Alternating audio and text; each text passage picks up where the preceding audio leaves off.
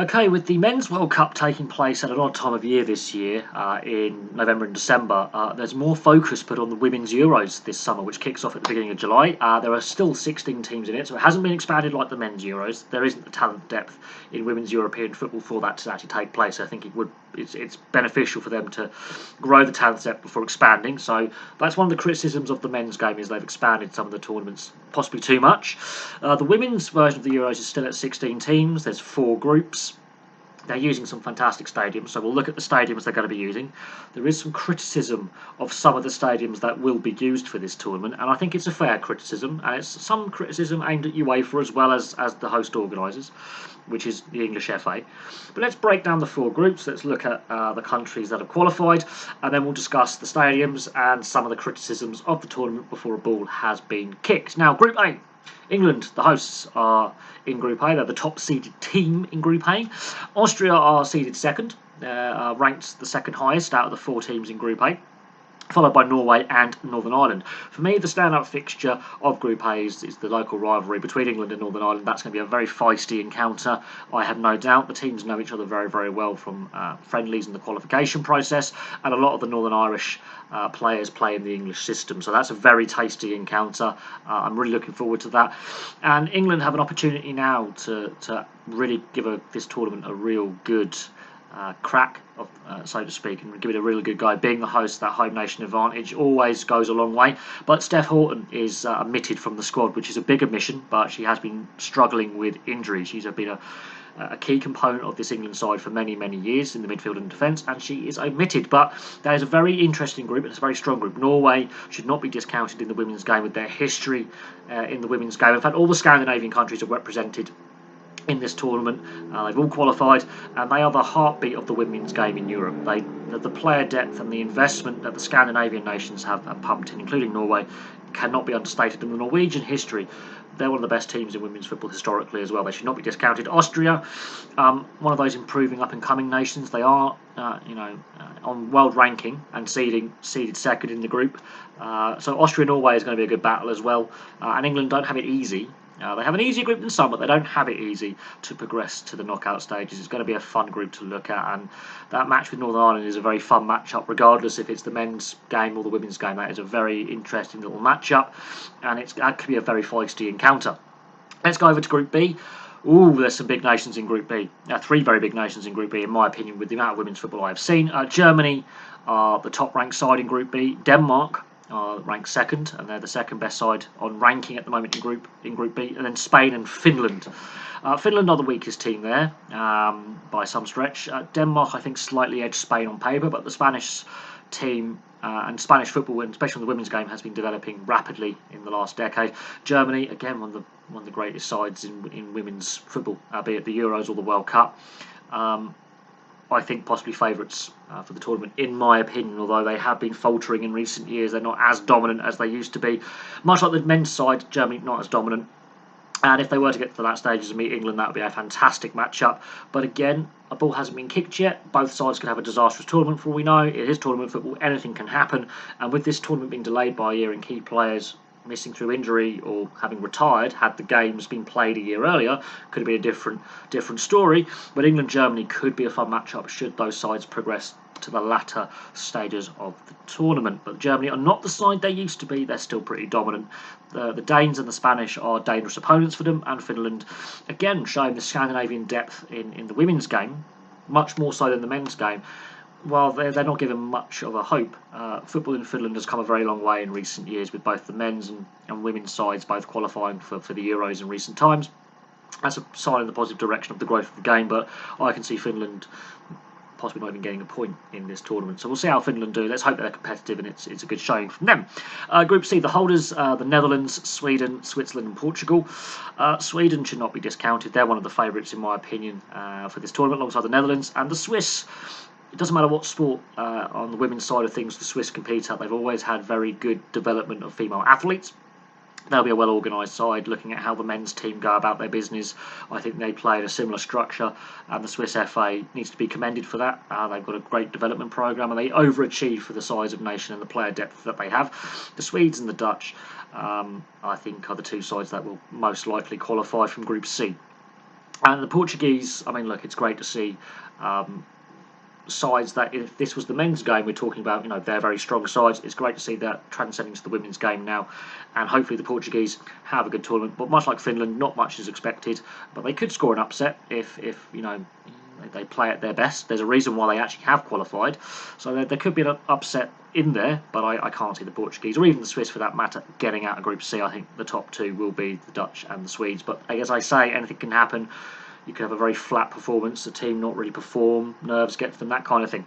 Group D for me, I think, is possibly the most interesting group. France and Italy, I think, are the two favourites. With the depth that they have and the growth of the women's game in Italy and is fantastic. The Belgium team have qualified, and Iceland. And with the population side of Iceland, for them, in both the men's and women's versions of the game, to be making major tournaments in recent years is a fantastic achievement for such a small population size. And I remember when the men's team were at the Euros in recent years. I think was it 10 or 20% of the nation's entire population was at a game once, which is ridiculous in one of the bigger stadiums. So Iceland put a lot of effort and energy into their sporting programmes, and while they'll rank outsiders for getting out of the group, they're going to be great value for money with the Viking clap and the entertainment they will bring. Belgium. A nation that has underachieved in footballing terms with the talent depth they have in the men's game. Women's game, they are still developing, but they could be dangerous. Italy and France, for me, are the favourites for that group. But there could be some upsets in here. Because the tournament's been delayed by a year and some players who would have been able to play are not eligible for injury, suspension or retirement, it does throw things into the mix. There's some fresh faces being brought into squads. There are some injury clouds over some key players, especially with the England setup, with Steph Houghton being out, Frank Kirby having some health concerns. So, on paper, some of these sides are not able to actually field what would be their strongest 11, their strongest starting 11. So there is a little bit of unknown, but it's going to, I hope, be a fantastic tournament, and hopefully we can erase the ugly scenes of the men's Euros final last year at Wembley. Now let's have a look at the stadiums. Yes, there's some very fantastic stadiums being used. There's even a rugby league stadium being used as well, which, okay, we can debate the pros and cons of that. And there's an academy stadium being used, again, one of those stadiums that's been criticised. So let's go in size order of stadium, and there's some real fantastic stadiums on this list who have hosted, Premier League matches and Championship matches. And then there's some newer stadiums that, because of the standing capacity as well as the seating capacity, are on reduced capacity for this tournament, and that is the last two stadiums on the list. But let's start with Wembley, 90,000 capacity for this tournament. There are some criticisms of Wembley as a stadium, but it will be nice to see the women's game and the final be played at such a venue. Long overdue. Yes, women's football has been played at Wembley before in the Olympics and in previous internationals and club games, but tournament football at Wembley, I like it. Old Trafford, currently on current configuration, is seating 74,879. Now, there's been question marks over Old Trafford and its upkeep and the club, regular maintenance, backlogs, but Old Trafford, fantastic stadium, one of the biggest club stadiums in world football. I think it's the biggest club stadium in English football for capacity. How long that stays the case is another thing, with some of the stadiums going through redevelopment and new stadiums being built, but it's a fantastic historical stadium, and it's great to have the women's game played at Old Trafford, especially with the recent, rise of the women's Man United team. That's good. Bramall Lane is the third biggest stadium on the list, but there's a significant drop in capacity here. Bramall Lane, Sheffield United's home stadium, currently seats 32,702. Obviously, it has been a Premier League stadium in the past. It's currently a Championship level stadium, but that is a fantastic historical stadium. Sheffield's a sports mad city, so I can't see any issues selling out the stadium at all. It's a fantastic facility, historical stadium. Good choice, I think, with the Sheffield as a city itself being a city that's sports mad, with so many professional sports teams and a variety of sports based in the city of Sheffield. It's a fantastic stadium. St Mary's in Southampton, 32,505. That it has hosted men's and women's England internationals in the past. It's one of the more modern stadiums on the list, well, not the newest. It is one of the newer stadiums on the list, although it is aging a little bit. It's nearly 20 years old, bear in mind. It's a fantastic facility, great transport links to St Mary's as well. And as I say, it's hosted men's and women's England internationals in the past. And it's fitting that finally it gets some tournament football. Long overdue for St Mary's. Fantastic stadium and on the south coast. But it's not the only one on the south coast, because you've got the Fulmer Stadium, also known as the Amex, Brighton. That's another fantastic stadium. It's hosted Rugby Union World Cup matches in 2015. And obviously Brighton always have good home support there. 31,800 at current capacity with current seating configuration. It's a fantastic stadium, really modern, and yes, and the stadium staff have got practice in hosting tournament World Cup matches with the Rugby Union World Cup not that long ago, so shouldn't be any issues with Brighton's home stadium. Fantastic facility, and we'll just have to see it all plays out. But Brighton, the location of Brighton Stadium on the South Downs is fantastic as well. It's got a nice backdrop and it's a fantastic stadium. Good choice. Stadium MK. There's been a fair bit of criticism about Stadium MK over its entire existence, and the existence of MK Dons for that matter. This is possibly the biggest event Stadium MK has ever hosted. Now, they've upped the capacity to 30,500 for this tournament. Normally it seats a lot less, but there is the ability to add extra seating should the need arise. It is a fantastic facility. There's no doubt on that. The reasons why it exists are a whole separate issue, but Stadium MK I think is a very good choice in the South Midlands in Milton Keynes. Fantastic stadium. Has never actually hosted tournament play before, so that's a fantastic thing. And I think it will be well filled. Milton Keynes is actually a sports mad location. It's underrepresented in the professional sports world, but it's a fantastic location. All the F1 teams are based there pretty much, so there is a sporting pedigree in the city. Football is not one of them. But hopefully this changes that, and more people in Milton Keynes get involved with the local men's football club, MK Dons, and the history behind them, and AFC Wimbledon is an interesting discussion point. But it's a fantastic facility. It is designed for Premier League football, let's be honest, but now it's getting to host international footballing event. Admittedly, it's the women's game, but for future reference, the FA are bidding for the 2028 men's Euros. This could be a good litmus test for some of the facilities that are being used now for future bids for international football down the line. And then we've got the Brentford Community Stadium. That's one of the newest stadiums on the list. It's a fantastic facility, recently opened. 17,250 with the current capacity. There is room, obviously, for Brentford to expand the stadium, but I think that's a fair capacity for a women's international football tournament. It's not too big, not too small. Should have no issues filling Brentford. It's not too far from Heathrow. Fantastic transport links with the rest of the M25 and the rest of the country with the motorway network. And to be fair, it is a stunning facility. I remember going to the old Griffin Park, and that was nearing the end of its life cycle when I was going there 15, 16 years ago as a teenager watching games. I love the stadium. It's a fantastic facility. It's only a couple of years old, and finally it's hosting international football.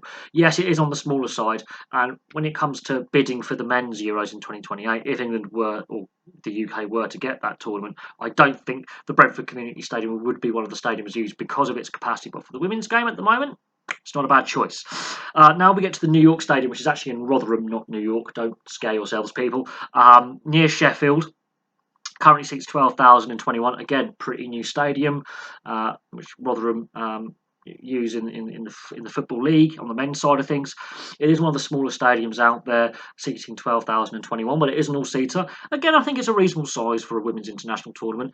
If this was, let's say, the men's Euros, and let's say England, as I say, or the UK were to successfully bid for that in 2028, it would not be used as a stadium. It's on the smaller side for FIFA standards and UEFA standards for the men's game, but for the women's game, it's a perfect stadium. I can see that stadium being sold out for the games it will be hosting, no doubt. It's a fantastically modern facility, much like the Brentford Community Stadium, much like St Mary's, much like the Amex, much like Stadium MK. It's one of those newer stadiums, all-seater. We've got good coverage, great playing surface, and it's located in Rotherham, which is right next to Sheffield. Again, similar to Bramall Lane, sports mad city with multiple professional sports teams, good university sporting programme, a young, vibrant community. I can see that stadium filling out every time for the games that it is scheduled to host. Now, the two stadiums with capacity restrictions and therefore criticism aimed. The Leigh Sports Village, which is actually primarily a rugby league stadium, generally has a capacity of 12,000. That has been reduced because there's standing areas which are not UEFA compliant, and that will have a reduced capacity to around 8,000. That's a massive criticism. That's not a good look. And I think for an international tournament, that's on the lower side of what you would like. I think the smallest you should be is around the New York Stadium, maybe the Brentford Community Stadium for capacity. That is not a great advert if you want to grow a sport or grow a discipline within a sport, especially the women's game. With the massive growth it has seen in recent years, that's been heavily criticised, but not as much as the Man City Academy Stadium, which only seats, this is notwithstanding capacity, which would be about 10, 11,000, only seats 7,000. And again, that's a capacity restriction due to UEFA rules. And that's the one that's been really heavily criticised because it only seats 7,000. And while Manchester City women play out of there, and obviously the academy men's and women's sides play out of there. It's a fantastic modern facility with modern training facilities, and it's all part of the wider Etihad Stadium complex. It's not a good look when you're only able to seat 7,000 fans. However, on saying that, it won't be hosting any latter stage tournament games, but yes, it has been roundly criticised by the players. Which is a fair criticism because they're the ones who have to be playing in front of a very small capacity crowd when they want to grow the game. And it's been criticised by the media as well. And while it's a fantastic part of a fantastic facility complex, with the whole Man City complex of training grounds and various academy stadiums and the main stadium, for an international tournament, even if it's the women's game, that's not a good look. And that will feed into the narrative from a lot of people that women's football's crap, it's not very well organised, it's poor quality. You have to judge it as like a different sport. I always say this about women's football. Judge it as differently to the men's. Don't try and compare it to the men's version of the game. Treat it as a brand new sport that you're watching for the first time. Don't expect them to be doing Neymar step-overs or Maradona runs or what Messi and Ronaldo have been doing in the last 15 years. Treat it as it's a brand new sport. You've got to treat it like you've never watched it before. Like you've never watched football before. You have to try and treat it as like a brand new thing. So the capacity restrictions of those two stadiums, as I say, going back to it, aren't a great look, and it does feed into that narrative of women's football's crap, which it isn't. It's a fun watch if you want to watch very open. There is a lot of mistakes in the women's game, but actually that's what makes it entertaining. You don't know even a quality side like Germany will have a howler in defence. It is a thing. Also, another criticism is there's no venues in the northeast or the majority of the Midlands. I would say Stadium MK is right on the south end of what would be classed as the Midlands, edge of the home counties, but no stadiums in the northeast like Newcastle or Sunderland, for example, like St James Park or the Stadium of Light, which they could easily pack out. No trouble, and no stadiums in the Midlands like Villa Park or St Andrews is not really usable at the moment with half the stadium being shut off for capacity for structural reasons. But the Hawthorns, Walsall Stadium has hosted women's games in the past. Not using any of the stadiums in the Midlands or the North East is also a major criticism of the tournament organisers and UEFA. But the stadiums they have chosen, apart from two, I think fit the bill for international football, be it men's or women's game, admirably. There's some fantastic stadiums that they will be using, and most of these stadiums, apart from I think two, have hosted women's games before. And if you look at some of the other stadiums on the list, yeah, the criticism of the Leigh Sports Village and the Man City Academy Stadium are justified, but I think the playing surface will be brilliant. I think the weather conditions are going to be a real nice summer. Predicted, and there's going to be a lot more focus on this Euros because the World Cup is taking place at the end of the year. So there's going to be a lot more international focus overseas on how this tournament plays out, and this could go a long way to helping the UK as a whole bid for the 2028 men's Euros down the line, which is what is planned. So we'll see how it plays out, but it's looking like a fantastic tournament, and I'm really looking forward to watching as many games as I possibly can, considering that I do have a full-time job at the moment. And I'll try my best to cover as many of these games as possible, and I really hope for a fun tournament, which I think it will be. I think England will be great hosts, even though I am English, a bit biased there, but I do think England, with the infrastructure they've got in place, the stadiums used, will be great hosts, and we could see an England-Germany semi-final, perhaps. We could see a Netherlands-France semi-final, perhaps, or Sweden-Denmark, or Austria getting in there. There's some big women's footballing nations in there. And hypothetically, we could see an England-Italy final like the men's Euros last summer. But anything can happen in tournament football. And we're just weeks away from the start of the tournament as I'm recording this video. But thank you very much for watching. Please place your thoughts in the comment section below, and I will have some more content for you very, very soon.